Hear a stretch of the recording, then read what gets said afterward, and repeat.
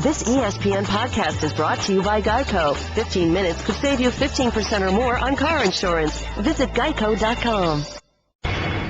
Pardon the interruption, but I'm Mike Wilbon. Tony, an elderly man punctured a woman's car tires with an ice pick after she took his favorite bingo chair. I'm Tony Kornheiser. You weren't there. She had it coming.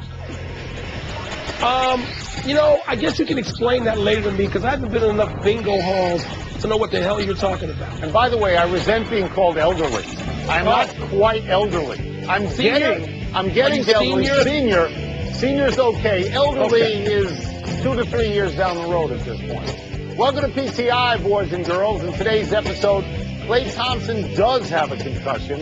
Dwayne Wade wants more money. And a professional golfer putts with his wedge for 15 holes. But we begin today with the re-election of Sepp Blatter as president of FIFA for a 5th term. Blatter did not get the requisite amount of votes on the first ballot, but his opponent withdrew, making a second ballot unnecessary.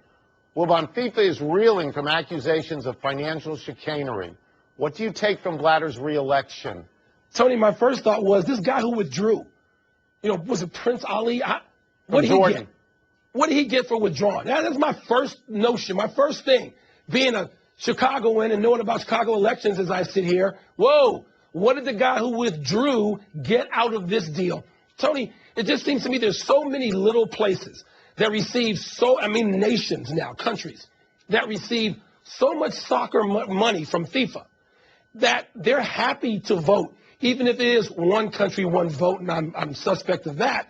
They'd be happy to vote for Sepp Blatter again and again and again and again. Right. So why should we be surprised? Yeah, well, I think he's probably a great politician. I think he's probably a great bridge builder, given the fact that there have been all these indictments and he still got elected, even if it took him, 2 elections to get there, to be reelected, even if the second ballot didn't actually happen. He was clearly going to win. I think in the United States, this cannot be popular at all.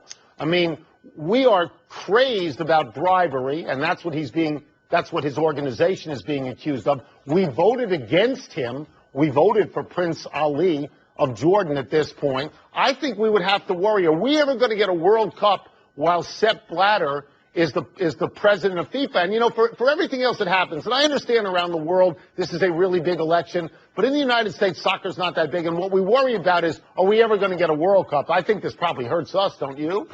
That was my initial cynical thought, Tony, is that we can forget about this until Blatter and everybody who's related to Blatter is dead and gone. We're prosecuting all of the people that work under him, and we probably hope that somebody flips on him so that we can extradite him to the United States, Tony, and maybe put him in jail. We chose a course of action. We chose reform over payola. Right. That's a scenario that has played out in your hometown and my hometown and half the cities in America, although it was 100 years ago or maybe 20 years ago. We made our choice. We did. It's a good thing. The Warriors don't have to start the NBA Finals tonight because they wouldn't have Klay Thompson in their lineup. In Wednesday's Game 5 against Houston, Thompson took a knee to the head, inadvertently from Trevor Ariza. He was examined and cleared to return, though he did not re-enter the game. Thursday, Thompson's agent, Bill Duffy, said his client did not suffer a concussion, but subsequent tests this morning, including a neurological exam, revealed Thompson does now have a concussion. The Warriors say Thompson will not return to the court until he's symptom-free. Tone, what does this whole episode say to you about the NBA's concussion protocol? I could be flip, and I could say if there was a living, breathing commissioner of the NBA that he'd come out against all of these things that have happened with a more clear policy. I'm not going to do that, but I will say this. Because of what's happened in the NFL, because of concussions and because of brain damage in the NFL, this is a very important issue in all sports. In the NFL, they wear helmets. We don't think of basketball as a contact sport. We don't think about concussions. But when Steph Curry went down on a hardwood floor, he didn't have a helmet. When Klay Thompson got kneed in the head, he didn't have a helmet. Maybe they both have concussions. Maybe they didn't have them then, but he was cleared. Steph Curry did go back in, and Klay Thompson was cleared to go back in and didn't go back in probably because it was a 15-point game or something like that. So I think what has to happen is all sports have to stand up and say, we are very concerned about this because of the NFL, and we will have a clear-cut, transparent concussion policy. Well, Tony, they do. And that policy, if you ask me, is what helped determine ultimately today that he does have a concussion, because if you just examined him after the game and said you don't have these symptoms now, and you let him go back and you say, ha, ha, ha, everything's good, we beat the test, then you don't come back and examine him continually for the next 36 hours. Now, the protocol forces you to re-examine and re-examine, whether it's the NFL, which has players go back in because they don't exhibit the symptoms. So I don't know what the next step is. Physicians are going to have to determine that. Klay Thompson was cleared to go back in. Yeah, I know. Steph Curry did go back in. I don't know if he had then or has now a concussion, but I think this is like top of mind for a lot of people because of what happened in the NFL. And Klay Thompson, earlier in the year, did he get his forehead split open in an inadvertent elbow by J.R. Smith, who was going to play again? He had a big score. I mean, did he? Okay. What happens is helmets shield you from some stuff, right? But not all. But, Tony, here's the thing. Klay Thompson, because of the protocol, and I presume this will be the case in the NFL and NHL, I believe doctors take this seriously. Klay Thompson now has to pass a lot of other battery of exams before he can be out there. Luckily for him in Golden State, he's got 6 days until game one on Thursday. But without the protocol, Tony, is he examined today? I'm not nailing the protocol, Mike. What I'm saying is all commissioners should come out and say this is not just a problem in the NFL or contact sports. It's a problem everywhere. Of course it is. When you hit your head.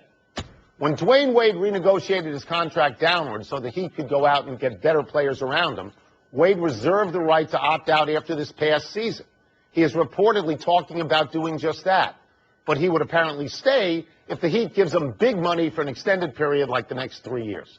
They gave Chris Bosh big money. They plan to offer Goran Dragic big money. Wilbon, should the Heat give Dwayne Wade big money? Tony, I believe there was a wink-wink at some point. Dwayne Wade has sacrificed more to help the Miami Heat win championships than any player in their history. That includes LeBron James. Dwayne Wade not only said you can be the number one guy on this team if it helps us win, but he also took less at the pay table multiple times over the years.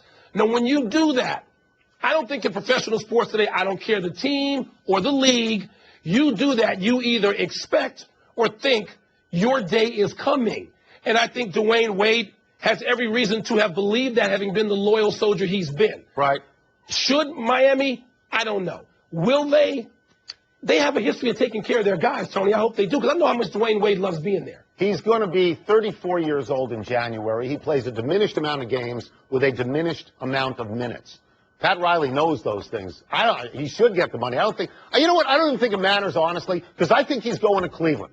I think he's going to leave Miami. No, you don't. Really? The same way I thought LeBron was going back to Cleveland, because they don't have enough players around him to make a run. At his age, all that matters is rings. He could be for Cleveland what Ray Allen was for San Antonio. He could play 20 to 25 minutes a game with a guy he knows, and he could compete for championships, Mike. Tony, I like most of the way you're going there.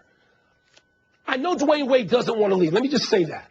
But if he feels that his best chances to win rings are somewhere else, I can see him doing that. Yeah. Not in Cleveland. Not in Cleveland necessarily. Oh, wait, let me guess. There are going to be people. There are going to be people who want Dwayne Wade to play 24, 28 minutes a game for the next few years, and he can be great in that role in 65 games a year. Where are you saying, Mike? Could be any number. Yeah, I'm saying Cleveland, but I'm betting you're thinking Chicago. Could it be New York? Could it be the Knicks? No, because they can't win. We can agree on that. They can't win. Cleveland is competing for the championship. They are. So are others. Could be Golden State. NFL teams have taken on players found guilty of domestic abuse, including Ray McDonald and Greg Hardy, but not Ray Rice. And Union Chief DeMaurice Smith feels it's unfair. Smith tells our Sal Palantonio, quote, "This, unfortunately, is a league that has a history of blackballing players. I find it hard to believe that a player of Mr. Rice's caliber hasn't at least gotten one offer from a team to come and work out," close quote. So do you see any validity in Smith's charge of blackballing? Mike, Ray Rice is the most notorious player in the NFL. Everyone has seen that video, everyone. That video changed sports. And Ray Rice, if he were 25 years old and he were at the peak of his game, you would say, well, maybe he would get another shot. Can he change a game like Adrian Peterson now? I don't think so. He's down to 3.1 yards per carry, Mike. So I think that the combination of those two things make people stay away. DeMaurice Smith's charge may be valid. But the overwhelming feeling about Ray Rice is that, do we want this guy? Yeah, Tony, I feel that there are two separate issues here. There's Smith's charge of blackballing, which I believe absolutely about the NFL. You know I believe that. And I believed it for some years. But Ray Rice is not the guy to go to the mat for. He can't be that guy. He's the worst possible example you could have right now, particularly as we really examine and become much more aware of domestic violence than we've ever been. He can't be the guy. He can't be the guy that you sell out for if you're DeMaurice Smith. And I understand, Tony, it's DeMaurice Smith's job to go to bat for Ray Rice. I get that. He's the head of the NFLPA. Sure. But Tony, I believe, yes, that the NFL has done this and been guilty of exactly what he says. But not here. But as you point out, he's diminished. His performance is diminished. Here's what I think is his best chance. I think it's with the Baltimore Ravens. The fans still love him in Baltimore. If there's anybody that can give him a second chance, it's Baltimore. He and Steve Bisciotti can get out and they can say something like, we acted hastily, we said things that we were overly emotional at the time, we've thought about it, we want to give Ray Rice a second chance, and they can go out there together. I don't think any other place has a shot. I agree with you. I don't. We move now to the Irish Open, where native son Rory McIlroy missed the cut, even with today's even par 71. But another native son, Shane Lowry, made the cut. And he made it even after banging his putter into a fence post and bending it beyond use after a bogey on his third hole of the day. Lowry putted 15 holes with a wedge and made 3 birdies. Afterwards, Lowry said, quote, I'm not proud of myself. I don't deserve to make the cut doing something like that, but I'm a passionate player and I wear my heart on my sleeve, unquote. Wilbon, shouldn't Lowry be proud of himself? Not particularly, no. I mean, for the reasons he said. By the way, since you're always talking about men's facial hair, and usually I ignore it, though I have more today than usual. Right. How about a golfer looking like James Harden? How about, when did this start? Is this permissible? Is it permissible? You think they have rules against beards? They have no rules against beards? The Yankees do. I mean, I found the Yankees don't anymore. This guy, look, you and I play enough golf with enough great golfers to know that guys get angry at a putter during a round. They go out with a wedge, and this is what they do because they're so good, and they're not as good as this guy. But proud of himself? No, there's no reason to be proud. You putt about 30 to 35 times in a round, and if you have to do it without a putter, that really hurts you. I don't like people who throw clubs. I don't want to play with people who throw clubs. If you jam a club into the ground, I can sort of live with that. But if you take it into a fence, you know, I'm in that gray area at that point. I can understand that. You know, of course you can. You throw clubs. I don't throw clubs. I think that secretly he feels very proud of himself because he did it with a wedge. Level, Tony. He could be, look, he probably should be 3 strokes better than he is. Let's face it, I mean, we didn't see a clip of him coming close with the wedge and not making it. Rory McIlroy had a real putter and didn't make the cut. How about Rory? Okay? How about that story? Rory missing the cut. Yeah. What's up with that? Let's take a break. But coming up, rumors have it that Wilbon and I want to see the Rangers and the Blackhawks in the Stanley Cup Finals. Barry Melrose tells us how likely that is to happen. And later, does Josh Hamilton need a supportive home crowd to succeed? Just not sure Ray Rice is going to get another shot if it's not Baltimore, Mike. Not sure of that. Geico presents Strange Savings Stories. Astronomers detected an interstellar transmission. It stated, Geico, 15 minutes could save you 15% or more. The implications were staggering. Was the cosmos telling us we could all save hundreds on car insurance with Geico? Or did their radar merely pick up a signal from the nearby Rufus and Clyde's morning show? We may never know. Geico. 15 minutes could save you 15% or more on car insurance. We've got 2 Game 7s in the next 2 nights that will set up the Stanley Cup Finals. And here to break them down for us is a man who we like very much, despite his flowing hair, which we don't have, Mr. Barry Melrose. We'll start with this tonight's game. How do you explain Lundqvist's success in Game 7s at home? He did this earlier this year against the Capitals. How does it work? Because he's a winner. He's a great guy. The great players play their best. I remember coaching Gretzky in '93. We went to the Stanley Cup Finals and in the semifinals of Game 7. He got a hat trick. The greatest players save their best for the biggest stage. And Henrik's always done that. He does it in the Olympics. He does it during the NHL. They went to Stanley Cup Finals last year, and I think he's going to take them back this year. You just expect him tonight to be unbelievable because he always is in a game like this. Barry, let's look at his counterpart for a second. Ben Bishop got yanked in the last game. Do you think that will ultimately help or hurt him or have any impact in the way he plays tonight? I don't believe in a momentum, Mike. I believe in a hot goaltender. I don't think because you're bad the last game, you're going to be bad the next game. I think they've spent some time with him. He's had a great season. He's had a great playoffs. He's stumbled a little bit, but it's 3-3. He's got to be good one more time. Unfortunately, he's got to do it against Henrik Lundqvist, which is a tough thing to do. But I expect Ben Bishop to have a great game tonight. I expect him to play well. I think the team will play a little bit better in front of him defensively than they have last game. They realize he's struggling, especially early. They don't want to give him any outnumbered chances against early, let him get his feet wet, so to speak. But I expect Bishop to play very, very well tonight.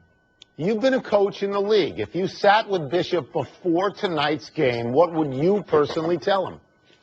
I'll just tell him that you're our goaltender. We believe in you. You're one of the main reasons where we're at this season. You're one of the main reasons we're one game away from going to the Stanley Cup final. You've given us many great games. Just give us one more. We're behind you no matter what happens tonight because we all expect you to be awesome. Barry, you sort of predicted this collision point several weeks ago when you thought the Rangers were going to pull themselves together. They did. You thought a lot of Tampa going into the playoffs. So now that you've got these two teams there, what do you think is going to happen in Game 7? No, I think that the Rangers are going to win Game 7 in New York, and I think the Hawks are going to win Game 7 in Anaheim. The Hawks, Mike, just have that special thing about them. The Jonathan Taves, the Patrick Kane, the Duncan Keith. Duncan Keith was so good in Game 6. He was unbelievable. That's the best game I've ever seen Duncan Keith play. But that's what Chicago does. A lot like Henrik Lundqvist. The bigger the stage, the better they play. We've seen Taves in the Olympics. We've seen Kane in the Olympics. Kane's already got a Stanley Cup winner in overtime under his belt at his young age. The Hawks just raise the bar when games are a must like they are tomorrow night. So that's why I'm picking the Hawks. The Ducks got a great team, but we don't know about the Ducks. We don't know what they're going to do. They've revamped their team with young players. We know exactly what the Hawks are going to give us tomorrow night. Do they need to score that first goal, Barry? It's uncanny. I've never seen any sport, any series where the team that scores first wins every single time. Do you see that scenario playing out again?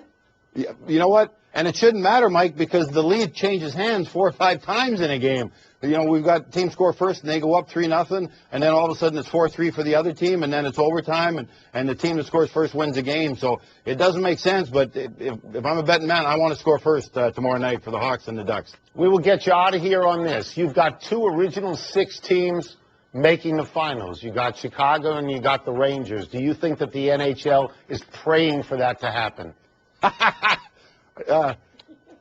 Yeah, I think they are. I think the NHL and any league wants. The NBA wants LA against Chicago. The NBA wants LA against New York.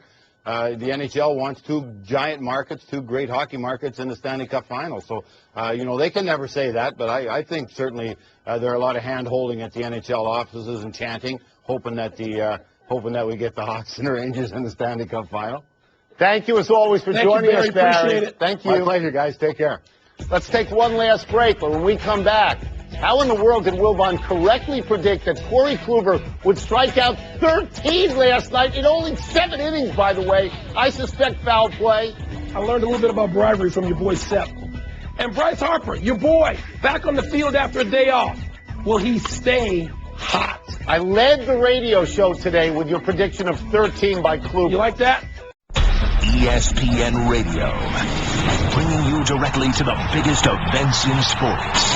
Center field, well hit, Hunter back, out of here! From opening day of baseball, Throw to the plate, safe at the plate! right through the World Series. For the 3rd time in 5 seasons, the San Francisco Giants are the champions of the baseball world. Whether it's LeBron, Chris Paul, or Kevin Durant, when the NBA tips off, ESPN Radio is right there when a champion is crowned. We have a new world champion. The San Antonio Spurs are the world champions. And when the magic of bowl season arrives, ESPN Radio is your home for the new college football playoff. The college football playoff first national champion, the Ohio State Buckeyes. The biggest events in sports can be found right here on ESPN Radio. Happy time, people. Happy 50th birthday tomorrow, Billy Donovan. After years of indecision, Donovan finally jumped. He left Florida for Oklahoma City, where he will have the services of Kevin Durant and Russell Westbrook together for as little as 1 year, or perhaps for many more. Donovan played 364 minutes for the Knicks And here is a picture of him in short shorts. How about that? Tony, Billy Donovan going to the league to be a head coach. What about Fred Hoiberg? You got a lot of faith in him? Yeah, he's a very good coach. And he played a long time in the league. Happy anniversary, Steve Ballmer. On this day last year, you agreed to purchase the Clippers from the Sterlings for $2 billion. It was an absurd amount of money then. It is an absurd amount of money now. The Atlanta Hawks just went for less than half of that. But you can see why Ballmer wanted to own a team. He jumps around on the sidelines like a 5-year-old sometimes. Tony, you know what? A word out there is that the Raiders moved to L.A., pushed the price up, and then Mark Davis has to sell for $2 billion. How do you like that scenario? Having trails Dwight Howard. The Rockets center will be suspended for the first game of next season after one of his fouls from Wednesday's game was upgraded to a flagrant one. Howard was probably expecting his championship ring in game 1 of next season, as he said after being eliminated, quote, "No matter how the season ends, I'm still a champion, and I won't let anyone tell me anything different," unquote. Dwight, listen carefully, you're not a champion. Tony, I know the injuries were part of it, but he has regressed since 2009 when he was the best player on a team in the NBA Finals. And now he gets in all these incidents with elbows and stuff. It's like, come on, can you still play at that level? Maybe not. No errors today, one omission. The Magic officially hired Scott Skiles. Scotzo. You like him, don't you, Wilbon? I do like Scott Skiles. I do. Here we go with the big finish. Corey Kluber struck out 13 last night, just as you predicted. How on earth did you know that? I was feverish, Tone. I get visions when I get feverish. Josh Hamilton, 2 for 4 in his first home game back for the Rangers. Why does the crowd make such a difference for him? I mean, it's obvious that he thrives on sort of positive energy and cheering and support. I mean, who among us doesn't? It makes a bigger difference with him, though. The Pelicans interviewed Vinny Del Negro. Would that be a good fit? A lot of guys would be a pretty good fit with Anthony Davis. I want to see Vinny get back in. I'm not saying it needs to be with New Orleans. I'd like to see him with another shot. The spelling bee ended in a tie for the second year in a row. Is that okay by you? I watched this last night.